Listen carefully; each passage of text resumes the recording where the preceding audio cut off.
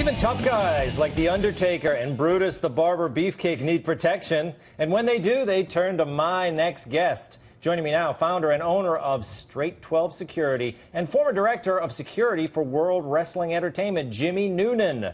Jimmy, welcome. Thank you very much. Good to see you. Look, when I see you, Jimmy, I think you look at a guy like this, and how could you do anything but security? I mean, do people come up to you and, like, when you're on vacation and think you're the security guy? I was in Cannes exactly this time last year, and I was getting onto Naomi Campbell's yacht with my client, and she walked down her stair. Yeah, right. Excuse me while I pick up that name and drop.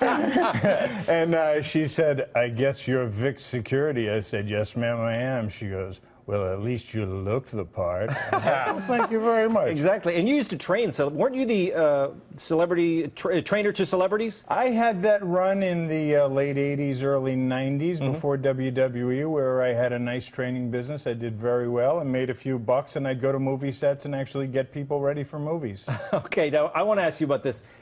What were your primary duties at a WWE event?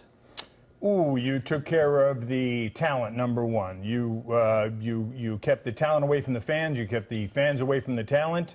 Interesting. Yes. So who's crazier, the talent or the fans? You'd be surprised. It depends on what city you're in. Canadian fans are across from Nova Scotia to Victoria Island out of their minds. Really? And that's where most of the hot stuff would happen. But you just never know. It could be a calm crowd one night, and then all of a sudden, boom, it goes off, and then I got to do something unpopular. Okay, now these wrestlers, they have pretty jacked up personalities on stage, and I assume off. What is it like to deal with them one-on-one? Well, somebody described it one time as me deftly navigating some very delicate waters backstage. All kinds of personnel, all kinds of personalities, all kinds of different types of situations. It's not easy. You mentioned Brock Lesnar. We were talking about. Yeah. Can we talk about him? Sure. Brock was a very, very different type of guy. Brock. The business just wasn't for Brock. So let me take it. Brock's at WWE again now. Yep. Let's go back to the time I was with him in the early 2000s. He came up. I was there before him. He had a meteoric rise at WWE, became the champ at a very young age, the youngest champ ever. And Brock, but the business just wasn't who Brock was. Brock's a guy who wants to go shoot elk in his backyard and wants to ice fish. WWE wasn't for him, but he did very well at it.